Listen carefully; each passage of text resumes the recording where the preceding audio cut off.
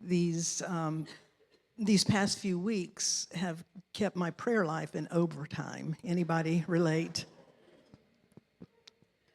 I was thinking about this morning, it was just 7 weeks ago, September 29th, that we couldn't have service here because there was no electricity. There were trees all down in the parking lot, literally across the drive. There was no gas to be found, no gas stations open around here 7 weeks ago. Most of us couldn't get out of our driveway. If we did, we couldn't get far down the neighborhood because there were still giant trees everywhere or floodwaters everywhere. 7 weeks ago, and we were in our homes, sitting in the dark. And yet, in some ways, I was thinking about it yesterday, it seems like a lot longer than 7 weeks. And yet, for many, it's still going on in a really, really big way. This whole area will take years. It's still going on. But there was something that happened during that time for me in particular, and I know for many of you. Because when there's no light and there's no television and no radio and no phone, and you're not quite sure what's going on, but you know it's not good, you open your windows and you open your doors and you walk outside and you get to see your neighbors. I actually discovered we have children in our neighborhood. I had never, quite a few, I'd seen a few, but after 1 day, 2 day, 1 week, 2 weeks go by, there's no school, there's still not a lot of resources around. The kids are just, they're not worried about cars, so they're riding their little scooters and stuff, and I now know neighbors much better. I now know some that I didn't even know. We had in-depth conversations. We shared some of the strangest hodgepodge meals that we managed to come up with as things were beginning to spoil in the refrigerator and the freezer. And anybody that had a grill in sight, we just threw it on there. And I had been a vegan up until that time, but that hot dog was good. I'm not going to lie. I'm not lying. It's like, we'll get back to that one day, but you got to do what you got to do, you know? And I was thinking about all of that and how, to me, it was just so encouraging because in the midst of absolute disaster, we were working together. I mean, neighbors that I know, we are very different about a number of things, but that never came up once. We were just working together, and our conversations even got into that area of, wow, wouldn't it be great if we could just focus on what was most important and get along? And not only that, when word began to get out, I mean, consider this, the Cajun Army made their way here from Louisiana. We have Amish people from Pennsylvania who are here now helping. The Calvary from Canada came in. Churches, FEMA, our government really, really has supported us during this time. There have been help all over the place.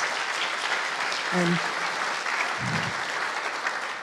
from mountain men to mystics, we've worked side by side and continue to do so.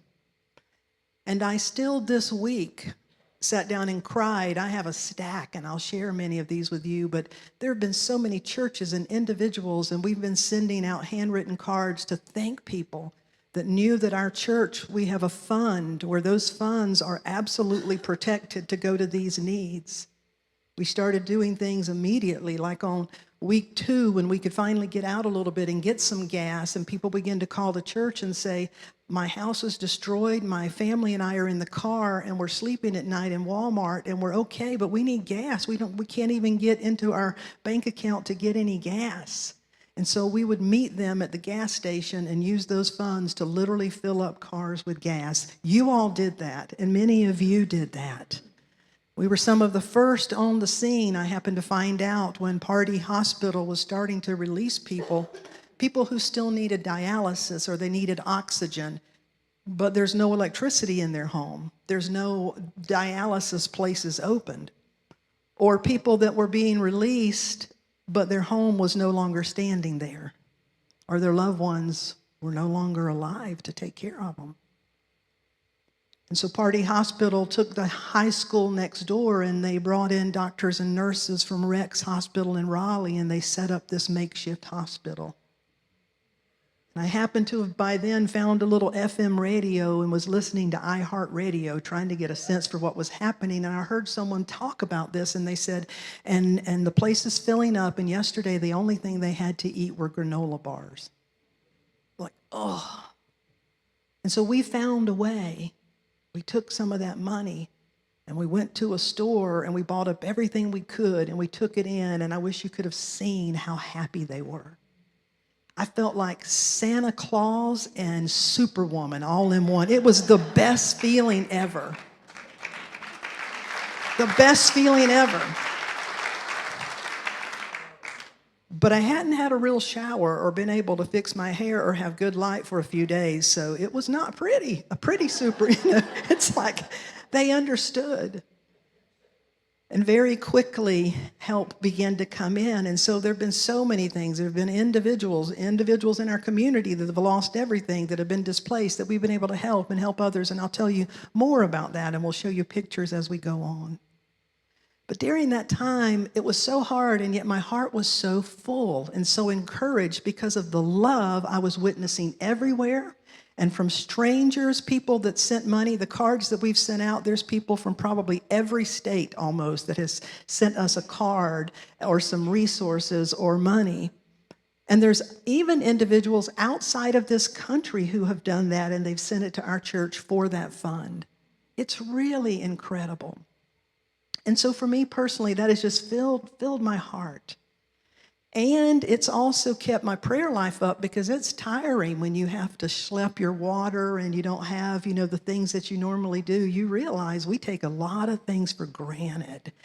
And when I realize, okay, even though my stuff is okay, I don't have to go very far to find people still living in tents and to see the mudslides, and you realize, how can I be completely happy and at peace when there's just such hurt and need going on? And so, as I said, it's kept my prayer life up. And so then we go into this week. And this week has kept my prayer life in overtime, and probably you too. And I'm well aware that some people are relieved and there may be some rejoicing, and other people are devastated and in dismay. And so there's a plethora of feelings in here, and we make space for all of that. And so in the midst of all of this, yesterday, one of my favorite writers, she's a singer, musician, but she's a writer. Her name is Carrie Newcomer. Carrie Newcomer just yesterday sat down and wrote this. I had an early GPS unit I called Jane. She had a BBC British accent. She sounded book savvy and tapped in. She sounded like she knew what was going on in the bigger picture and how it was intimately connected to the smaller roads. When I missed a turn or got turned around, she would politely call out from her little electronic box on the dashboard and say, "Recalculating, recalibrating." I appreciated her calm and generally genteel attitude. I mean, have you ever made so many mishaps, your GPS goes, recalculating, recalibrating, for God's sakes, can you not get it right? But she said, I appreciate her calm and generally genteel attitude. It always felt like encouragement, where she was saying, honey, there's nothing to fear. These things are going to happen, and eventually you're going to get there, just a little later than you planned. Recalculating, recalibrating. Honey, it's all right to pull out a paper map if you need to, because sometimes you just have to place your finger on the name of the very place you want to go. Sometimes you need to pull over the car, get out of the mindless stream of traffic, check on the side mirrors, and get ahead on true north, or due west, or back east, or basically south. It's all right to consider your options while your overworked engine hisses and ticks and cools a little bit. recalculating, recalibrating. Jane only actually knew what she was programmed to know. But I appreciated her manner of dealing with the mistakes, the mishaps, the unexpected. This is when we pay attention. In those vulnerable minutes when we miss the exit, or we misjudge the timing, or we lose our bearings. This is truly unknown territory, but not without direction. There are still on-ramps and off-ramps and intersections and U-turns. There are still landmarks, even when there are no clear signs. There is still reliable inner guidance, and there is still a way. Recalculating, recalibrating. So how many of you are, say it with me, recalculating, recalibrating? In the midst of all of this, and again, especially for those of you right here that for the past 7 weeks, over 7 weeks now, have been dealing with so much loss, and then in light of everything else, there's a real feeling of recalculating and recalibrating. And I can't tell you the number of calls I've had this week, or the text, or people reaching out from all over saying, what do I do? What do I literally do? And I believe Ram Dass nailed it. Ram Dass said, whether this is the first day of the apocalypse or the first day of the golden age, the work remains the same: to love, to work for love, and to ease as much suffering as possible. Let me say that again. Whether this is the first day of the apocalypse or of the golden age, the work remains the same: to love, to work for love, and to ease as much suffering as possible. He kind of paraphrased what Jesus said when Jesus said, this is what it always comes down to: love. Love your neighbor, love your God as you love yourself. And so in the midst of this week, I also remembered a scripture, a story from my childhood. I grew up in a traditional Christian church, and I'm pretty well versed in the Bible. And I remembered a story of a prophet called Nehemiah. It's recorded in the book of Nehemiah, chapter 1 and verse 4. And I remembered this story because Nehemiah received news that his hometown of Jerusalem had been destroyed. And it says that he was devastated to find such news of such devastating loss. And the scripture says, when he heard these things, he sat down and wept. For some days I mourned and fasted and prayed.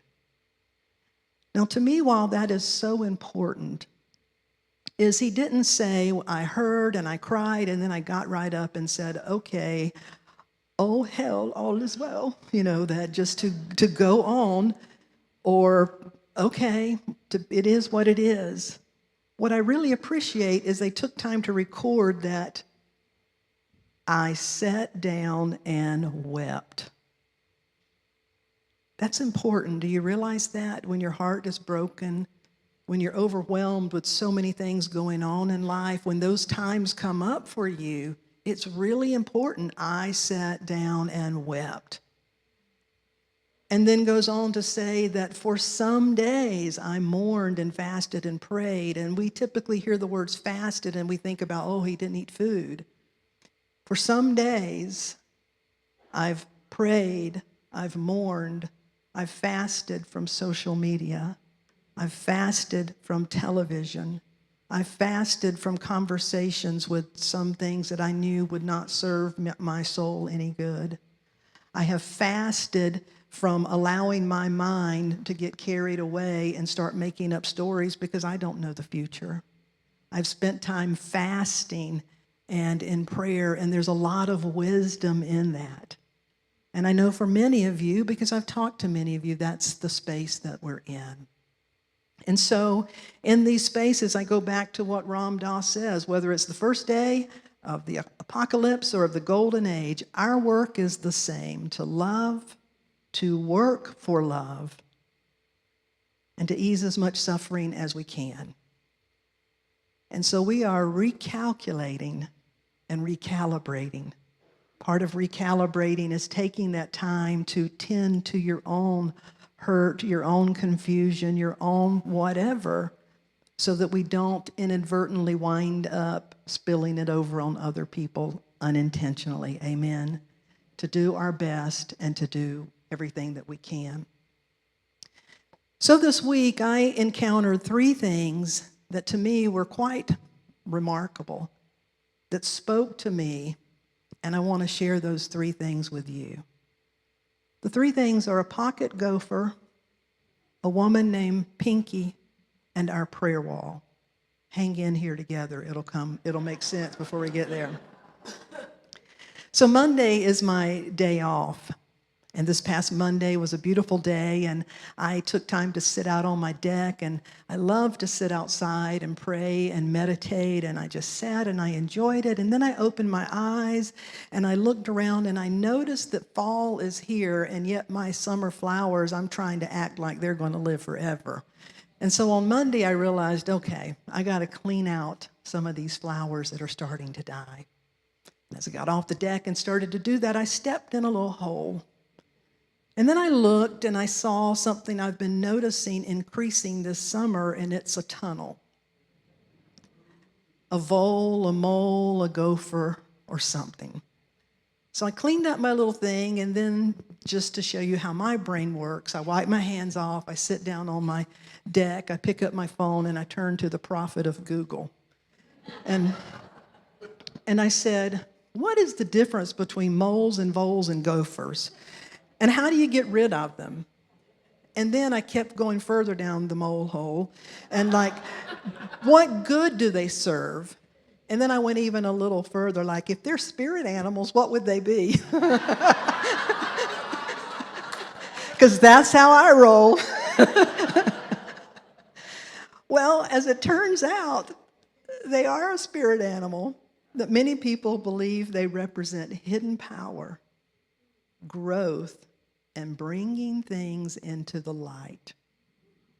I began to look at those annoying tunnels all over my yard and to say, hidden power, huh? Growth and bringing things into the light. Well, that only encouraged going further down the hole, and so I just kept looking a little bit more, and then this interesting story that had gopher in it, pocket gopher, popped up, a true story. In 1980, across the United States in Washington State, a popular tourist destination, Mount St. Helens, erupted that year. And it was the worst in modern history. It spewed lava and hot ash for over 9 hours. Ash landed over 300 miles away, and it circled the entire globe within 2 days. The lava destroyed about 250 acres. Would you show us the first slide here? The first and then the second slide, Jennifer. Just this incredible destruction. Well, that's 1980. 2 years later, you give me the next slide. 2 years later, some scientists were walking around and they spotted just a few teeny little Douglas fir trees trying to grow, but most of them weren't making it because they were in that hard lava pumice and they just weren't making it. But when the scientists were there, they noticed something else. They had thought all the wildlife and everything died, but guess what survived? Pocket gophers. Beneath the surface, they had managed to survive. And over the past 2 years, they'd been doing their little holy gopher thing and that's the holy gopher, and running all over the place and doing their stuff. And so give me the next slide there. So the scientists said, well, we have these 2 things, let's try something. So they marked off an area in the ground with one little sapling, and they put one gopher in there. And what happened within 24 hours, let me read it to you. It created enough beneficial bacteria and fungi, generating nutrients that the tiny Douglas fir needed, that the gopher became a transformative agent and the tree began to thrive. So they spread it out. Michael Allen, one of the researchers, said, these small creatures had an essential role to play in helping to restore the soil's biodiversity and the mountain's ecosystem, contributing to the regeneration of the entire mountain. Who would have predicted you could toss a pocket gopher in for a day and see the residual effects 40 years later? And so she showed you the next slide. Go back to that one, Jennifer, if you will. Today, it is a vibrant, completely restored, beautiful place. And the question was, could it have happened without the presence of those pocket gophers? And so when I read that story and I sat there on Monday, I thought, I want to be an agent of restoration. Now, on Monday, I was thinking about our area and everything's going on. But can you relate to that? Do you want to be an agent of restoration? And how it calls us to tap into our unseen powers. How it calls us to go below the surface and to go deep within and to connect with our true nature.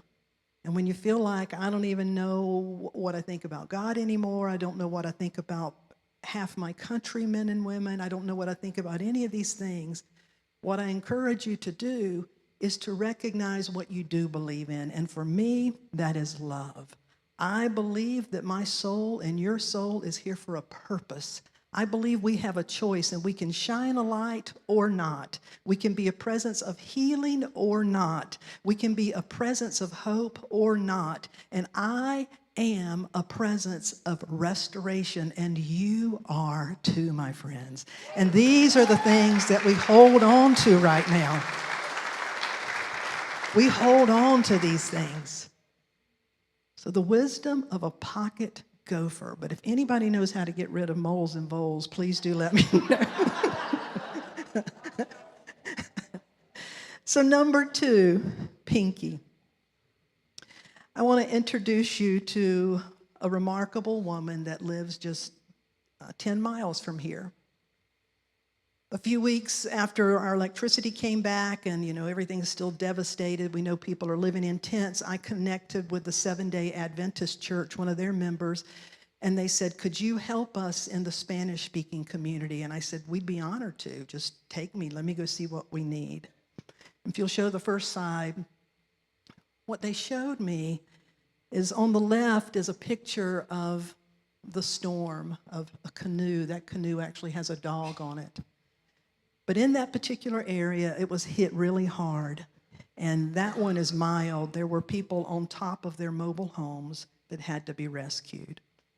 And so as you can imagine, by the time the waters came through, it literally destroyed Pinky's home. And then to the right is just showing you that literally everything that was in there either floated away or was destroyed, and there it now lies. And so in meeting her, one thing struck me immediately. I took a Spanish-speaking person with me. Pilar went the first time, and I had the car loaded down with water supplies, with warm stuff, with everything we could think of, and a lot of the stuff that we had here. And when I showed up, they were appreciative. They took some things, and I kept trying to handle more water, and they said, no. And I looked, and they had some, but not a whole lot. And she spoke in Spanish, and Pilar said, they won't take more than they need right now. She said, there are other people in the area that need. Please share it with them. Now, it really struck me. Because so often in times like this, remember the toilet paper syndrome? We tend to go crazy and buy up everything. That was not the mindset there. The mindset included, there are other needs around. Please help take care of them too. And I saw people very tired. The young man that was in that boat that saved so many people told me he had to wear those clothes for 2 days. For 2 days, he had nothing else to wear. It was all gone. Couldn't get anywhere. But when they told us the story, I marveled at their resilience. It was not and has never been a story of victimization. They have never once said, why in the world did this happen to us? All she said was, we're going to rebuild. We're going to rebuild. And I feel like they attracted us, they attracted resources because by God, they're going to rebuild, and I'm happy to be a part of helping, and I know you are too. And so these next slides will show you the progress. There's another one of the tents that they're still living in.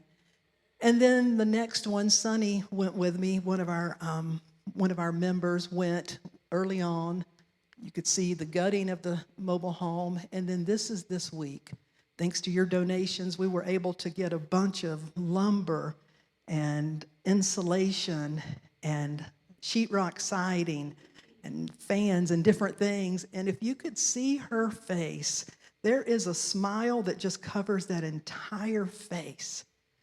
I texted early this morning to say, rain is coming. And I know some of the sheetrock was outside, so I texted early to say, rain is coming today. Can I bring some people over to get the sheetrock inside or bring you some tarps to cover it?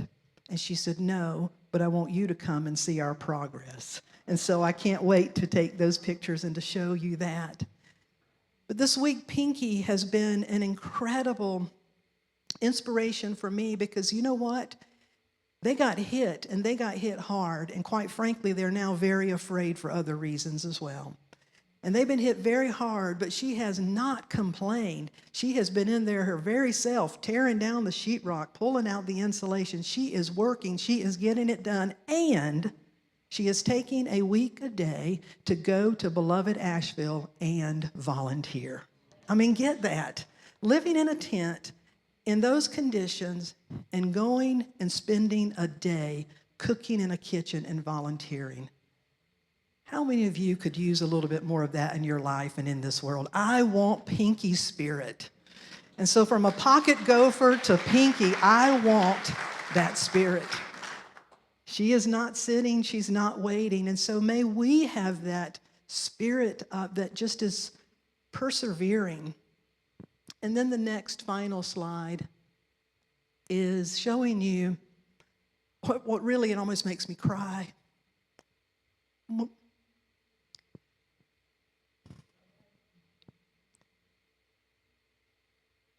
She showed me the huge, everything lost.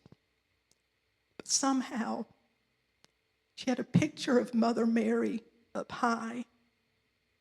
And when the waters went through, even outside stuff completely floated away.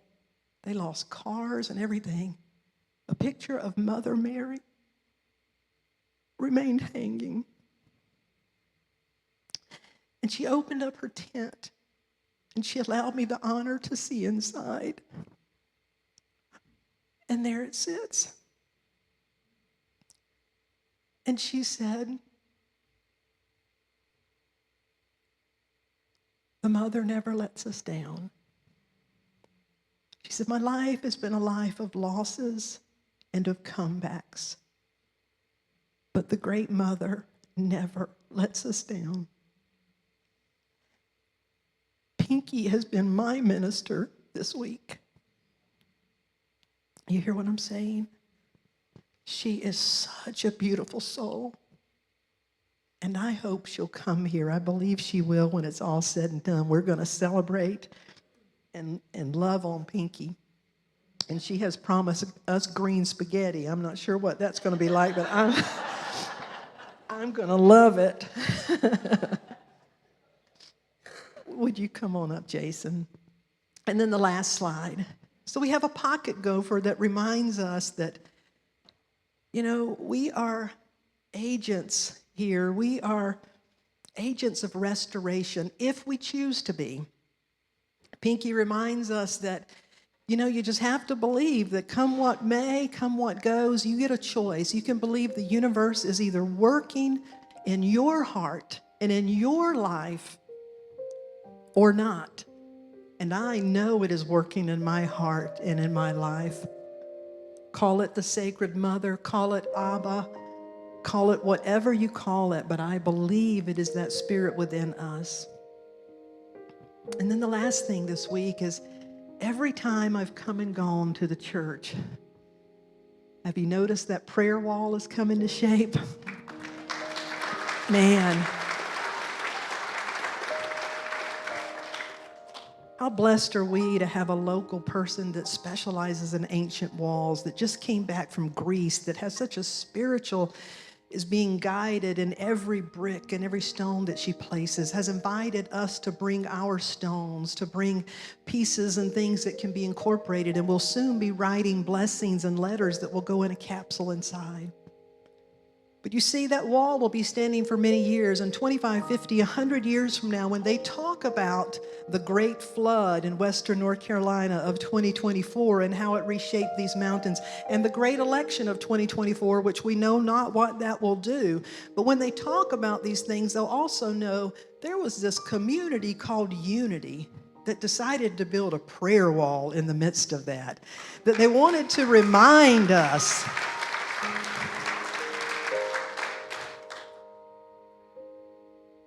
that whether it's the first day of the apocalypse or the first day of the golden age, there is one thing we're called to do, and that is to love. To keep our own heart tender. To work for love. We're not off the hook. But in our working, in our standing up, in our seeking justice, in our pushing forward for changes that we believe in, we do it from a place of what? Love. And to ease as much suffering as we can along the way. How many of you are with me? I feel you. I feel you.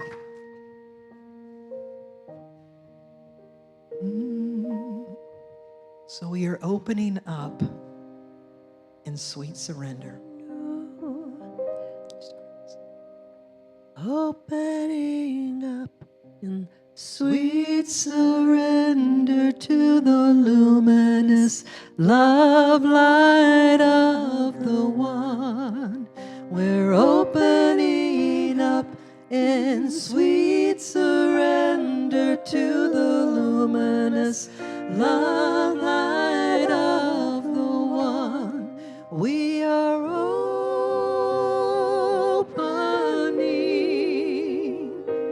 We are opening. We are opening.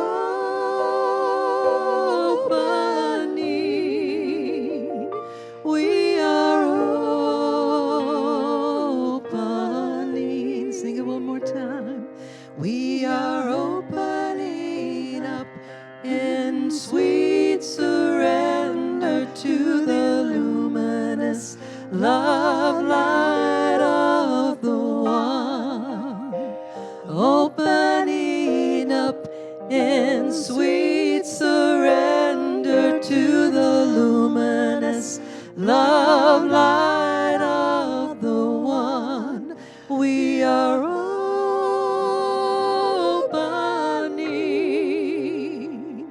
We are opening.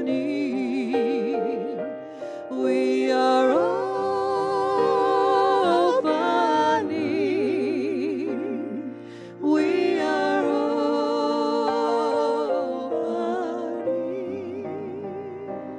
So I invite you to close your eyes for a moment.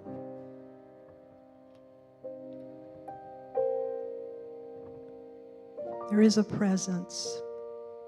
There is a power. There is a spirit that enlivens all creation, from the pocket gopher to the pelican to the person. This presence and this power has within it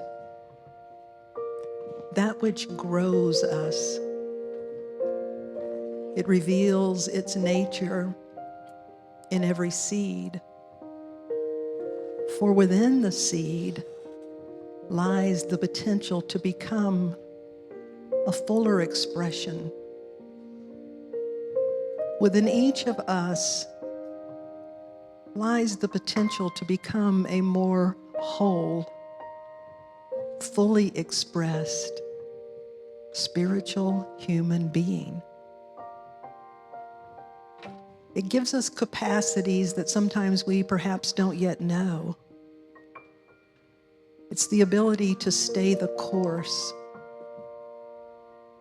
to realize that even though we work as part of a whole, and so in some ways we are in rhythm with the whole, and we are in a world of appearances, yet there is a dimension of our being that transcends all of that. It's the part of us that is not focused on just staying alive. It's the part of us that knows one thing, and that is, I'm here to express. I'm here to do what my soul has already put within me in the pattern of my being. I am here to express that. And so may we recommit and rededicate to do that which is ours to do at a soul level, and to do it in love and from a place of love. And like Pinky, to just keep moving forward and knowing that at some level we are held and guided even when we can't understand certain things. It's not an either or, it's a both and. We are surely held and guided. And just like Pinky, when we roll up our sleeves and lean into that, help and resources and support begins to show up for us. And so let us be those people. And let us be those people that are willing to be supported and helped in ways that we need to further us along our soul's becoming. And so we stand together in spirit, releasing and rising, holding this sacred space together. We are opening up in surrender in order to be more fully expressed. So we are opening up in sweet surrender to the luminous love light of the one. We're opening up in sweet surrender to the luminous love light